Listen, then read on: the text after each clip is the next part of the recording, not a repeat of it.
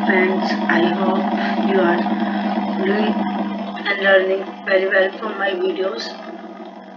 And आप लोगों को पता है अपना एग्जाम बहुत नियर है 21 फरवरी, तो उसके लिए PYQ बहुत इम्पोर्टेंट है। तो कुछ PYQ इस पर लेके आई हूँ विद सम एक्सप्लेनेशन, तो ये आपके लिए काफ़ी हेल्पफुल हो सकती है। अब पहला क्वेश्चन क्या है? Given below are two statements, one is given assertion A and reason. तो हमें ये बताना होगा, कई बार बहुत कंफ्यूजन होती है असर्शन और रीजनिंग के क्वेश्चन में। तो हमें पहले असर्शन पढ़ना होता है, रीजनिंग पहले दोनों चीज देखो करेक्ट है या नहीं है। आफ्टर दैट उसे कोरिलेट करो बिकॉज लगा के कि ये बिकॉज के बाद सही है, ये सेट बैठ रहा है या नहीं बैठ रहा। अब लाइक इस क्वेश्चन में sibling and material related can not be distinguish based on mitochondrial DNA typing.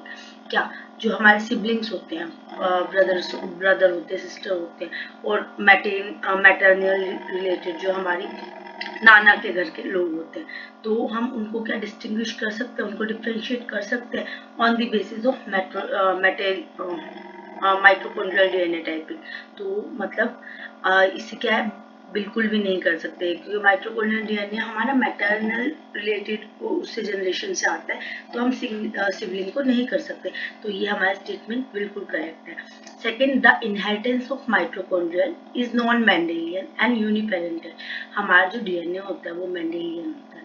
तो माइटोकॉन्ड्रियल डीएनए सिर्फ मैटरनल फैमिली से आ रहा है ना, मदर की फैमिली से आ रहा है, मदर डॉटर, फिर उसकी डॉटर, सबका सेम होता है। और यूनिपेरेंटल सिर्फ एक पेरेंट के उससे आता है। तो हमारे दोनों स्टेटमेंट्स राइट है। तो अब इसके अंदर बिकॉज लगाओगे तो आप उसको पता चल जाएगा। Sibling and material related can not be distinguish based on mitochondrial DNA typing because the inheritance of mitochondrial DNA is non Mendelian and uniparental in nature. तो इसका हमारा आंसर है ए, कि हमारे दोनों के दोनों करेक्ट है एंड एक्सप्लेनेशन भी इसका करेक्ट है। Second question, while estimating stature from long bone। अब long bone से stature करते हैं ना, तो उसको हम कौन से वाले फॉर्मूले से कौन सा इसमें फिट बैठ रहा है। लॉन्ग बोन के लिए सबसे पहले आपको पता होना चाहिए, लॉन्ग बोन से हम स्ट्रेचर वो करते हैं, तो उसके लिए हम लॉन्ग बोन से जब हम करते हैं तो उसके लिए हमें क्या नाम है, अपनी फीमर सबसे बड़ी लॉन्ग बोन होती है, उससे हम करते जाते हैं। तो इसके लिए हमारा कौन सा ठीक है ऑप्शन, आपको ये बताना है। अब जैसे कि पहला ऑप्शन दे रखा है, use formula based on more recent data. Most recently data के ऊपर काम हुआ होगा, तो उससे बहुत अच्छा एस्टिमेशन मिल सकता है। Combined formula obtain by different investigation based on different races और पॉपुलेशन डिफरेंट जियोग्राफिकल एरिया। क्या नाम है, इसमें कंबाइंड फॉर्मूला बता रहे हैं। अभी नेक्स्ट भी देख लेते हैं। Bones should be measured in exactly the same way as suggested by the author of the formula.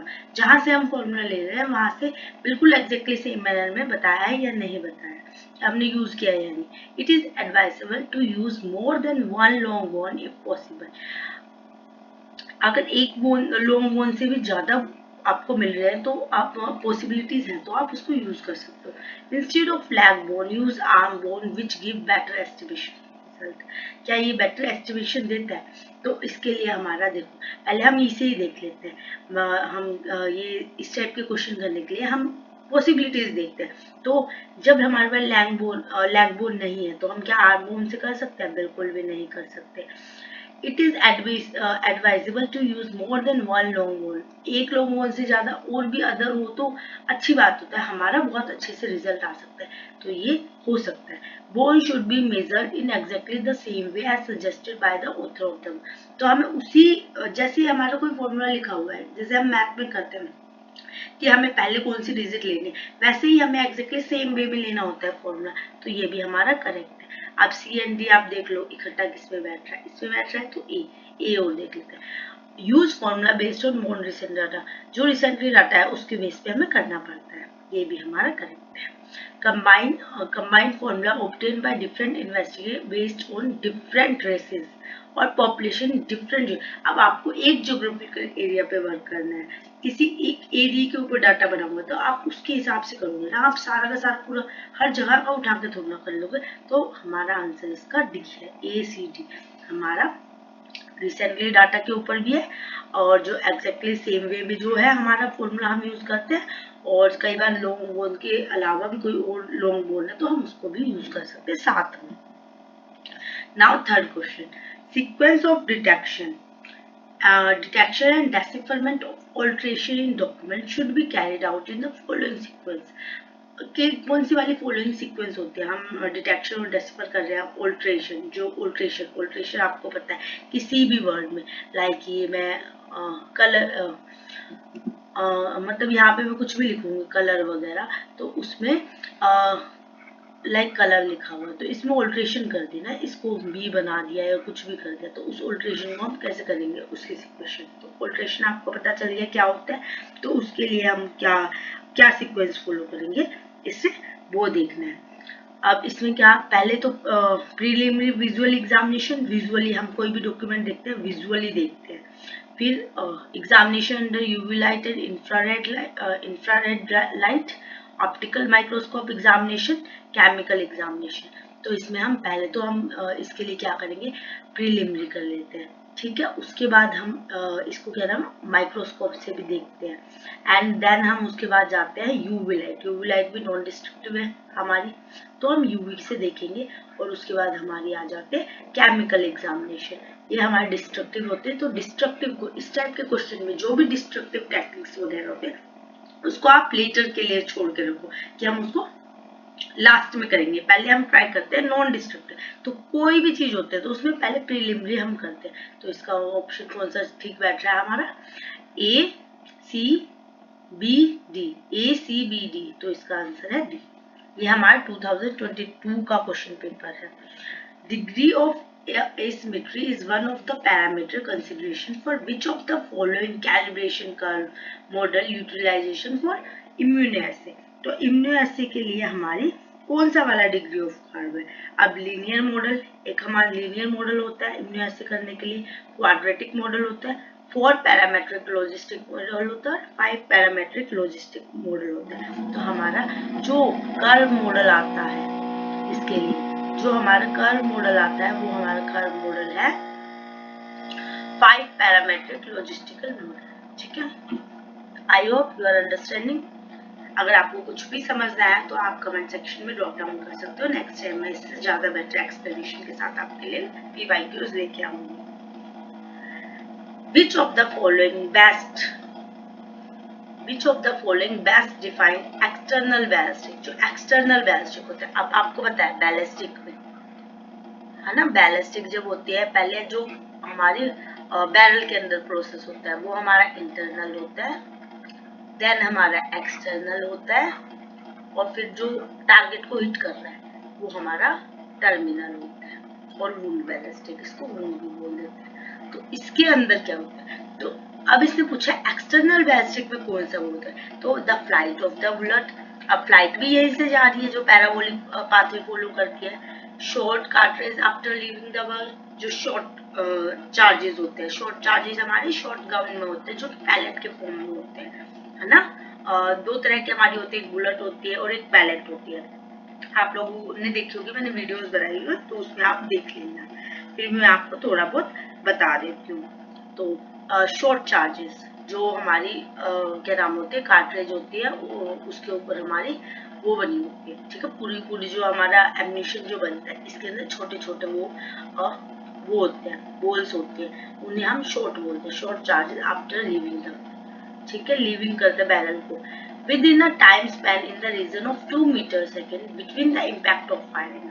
अब ये क्या कह रहे हैं, उतने टाइम में जितना 2 मीटर सेकंड के उसके बिटवीन जब इम्पैक्ट कर रहा है ना, फायरिंग पिन इम्पैक्ट कर रहा है उतनी देर में वो लीव कर देता है। तो ये तो नहीं हो सकता बिल्कुल भी। क्या इसका कोई टाइम स्पैन ढूंढना है? जैसे गैस जनरेट होगी, वो गैस जनरेट होगी उसके बाद तो प्रेशर की वजह से वो अपने मजल पॉइंट से हर्ड आउट होगी। The pressure generated inside the barrel which determine the flight of fire। जो प्रेशर जनरेट होता है वो डिटरमाइन कर रहा है फ्लाइट ऑफ फायर, कितनी तेज से जा सकते हैं, कितनी मतलब कितनी टाइम लगाएगा वो निकलने पर, वो हमारा एक्सटर्नल बैलिस्टिक में थोड़ी ना आता है, तो ये भी नहीं होगा। तो हमारा फ्लाइट ऑफ बुलेट और short charges after leaving the barrel, तो ए एंड बी हमारे ये दोनों ठीक है। Depth, 6th question, depth of focus directly depend on which of the following. Depth of focus, जो भी हमारा, आप डेप्थ की बात करें तो ये लेंस या माइक्रोस्कोप या हमारा फोटोग्राफी से रिगार्डिंग होगा। तो जो भी डेप्थ ऑफ फोकस होता है directly depend which of the following, किस चीज पे हमारा डिपेंड होता है। अब किसी को भी हम फोकस करके देख रहे हैं तो वो सारी चीजें क्या क्या चीजें बता सकते हैं, ठीक है। इसमें ये क्वेश्चन पूछा गया है। अब ये हमारा कलर ऑफ फिल्म, ये थोड़ा डेप्थ बता रहा है।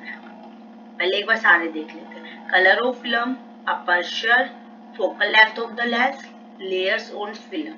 अब कलर ऑफ फिल्म तो हमारा बता नहीं सकता क्योंकि कलर है, वो कलर बता रहा है नॉर्मली, तो कलर कैसे बताएगा, इसलिए कलर ऑफ फिल्म तो होगा नहीं बिल्कुल भी। और जो अपर्चर, जो हमारा, हम उसको जो सेट करते हैं अपर्चर के थ्रू, तो ये तो हमारा बता सकता है डायरेक्टली जो हमारी डेप्थ होती है ना, तो ये हमारा अपर्चर बता सकता है। अब इसके बाद focal length of the lens, जो फोकल लेंथ होती है, हम फोकल लेंथ कितनी फोकल लेंथ पे हमने उसको क्या नाम है, आई को रखा है ना, तो उससे भी तो बता सकते हैं हम कितना डेप्थ में हम उसको देख रहे हैं सैंपल को, जो हमारा सैंपल रखा हुआ है, तो ये भी बता सकते हैं। लेयर ऑन फिल्म, जो भी फिल्म लगी हुई है उसकी जो लेयर्स है ना, जो फिल्म हम यूज कर रहे हैं, क्या वो बता सकता है, वो भी नहीं बता सकता। तो हमारा depth of focus directly depend किस चीज पे करता है, अपर्चर पे और फोकल लेंथ पे, तो बी एंड सी इसका आंसर है। Next one. The first code of 7th question number. The first code of ethics, especially for criminalistic, was developed by, किसके थ्रू, मतलब फर्स्ट कोड ऑफ एथिक्स जो हमारा क्रिमिनलिस्टिक के लिए डेवलप हुआ था, किसने किया था? California association of criminalistic, the American board of criminalistic, and हमारा the association of fire arm and tool kit, and American association of forensic science. तो ये हमारा किया था कैलिफोर्निया एसोसिएशन ऑफ क्रिमिनलिस्टिक ने, जो हमारे क्रिमिनलिस्टिक पे जो फर्स्ट कोड हमारा जो आया था वो हमारा इसने किया था, ठीक है। Just a second, California association in criminalistic. 8th question, following patterns or mark are represented in case of glass fracture, मतलब कौन से पैटर्न और मार्क्स हमें दिखते हैं ग्लास फ्रैक्चर्स के अंदर, तो कॉन्क्वाइल पैटर्न और मार्क, वोल्नर पोल पैटर्न और मार्क, हैकल पैटर्न और मार्क, मिरर पैटर्न और मार्क, नॉन रिपल पैटर्न। अब फ्रैक्चर है हमारे ग्लास के ऊपर 4 या 5 सेट के, हमारा रिप फ्रैक्चर हो गया, हैकल फ्रैक्चर हो गया, तो हैकल तो गारंटेड है और श्योर कि ग्लास के ऊपर जब फ्रैक्चर आएगा तो वो हैकल पैटर्न जरूर देगा, तो ये हमारे श्योर है ना। और इसके बाद हमारा मिरर पैटर्न और मार्क, मिरर पैटर्न भी हमें दिख सकते हैं, ये भी होते हैं हमारे। नॉन रिपल पैटर्न और मार्क, नॉन रिपल तो जो रिपल नहीं करेंगे, ठीक है, वो भी पैटर्न होते हैं हमारे।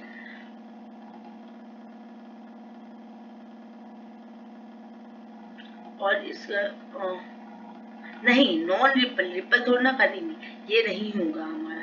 वोल्नर पोल पैटर्न और मार्क, और कॉन्क्वाइलर भी होता है हमारा जो पैटर्न देता है, और वोल्नर पोल पैटर्न मार्क्स ये भी होता है। तो इसमें क्या है, इसकी जो आंसर की बता रही है कि इसके अंदर ये हमारे चारों के चारों ऑप्शन ठीक है, सिर्फ ई नॉन रिपल पैटर्न नहीं होता, तो जिसमें ई नहीं है इसको छोड़ के आपके ये तीनों आंसर करेक्ट है, आप इसमें से किसी के ऊपर भी लगा सकते हैं।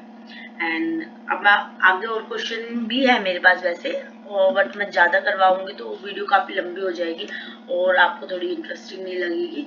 If you like my video और यू वांट दैट मैं आगे के सारे पेपर्स लास्ट ईयर्स के PYQs एक्सप्लेनेशन के साथ वीडियो बनाऊं, तो प्लीज़ लाइक करके थोड़ा एनकरेजमेंट बढ़ा देना, जिससे मैं नेक्स्ट टाइम देखूं कि लोग देख रहे हैं, पसंद कर रहे हैं, तो मैं नेक्स्ट टाइम भी बना दूंगी। तो मेरे पेज को आप सब्सक्राइब भी कर दीजिए और बेल आइकन बटन भी दबा दीजिए for upcoming videos. And all the best for your exam, because exam too near 3 to 4 days रह गए, तो उसके लिए आपको क्या करना है, सिर्फ रिविजन, जितना आपका वीक पॉइंट है ना, जो आपको यूनिट ज़्यादा टफ लगती है उनको आप रिवीजन करो। सबसे पहले आप इंस्ट्रूमेंटेशन के ऊपर फोकस करो, इससे ज़्यादा रिगार्डिंग बहुत क्वेश्चन आते हैं। And the second thing is unit 10 जो हमारी इंजरीज वगैरह आती है वो भी कर लेना। बैलिस्टिक, डॉक्यूमेंटेशन और फिंगरप्रिंट से ज्यादा एक्टिविटीज आती नहीं है।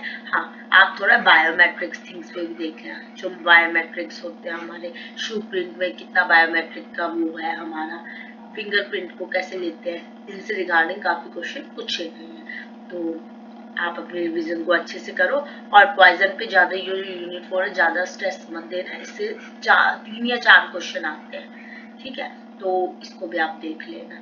रिवीजन पे इंस्ट्रूमेंटेशन यूनिट 10 एंड बैलिस्टिक, आप इन तीन पे काफी फोकस करना। और जो हमारी वो आर्सन की है, फायर एंड आर्सन, इससे भी काफी क्वेश्चन आते हैं, पर इसको थोड़ी अंडरस्टैंडिंग करके देख लेना।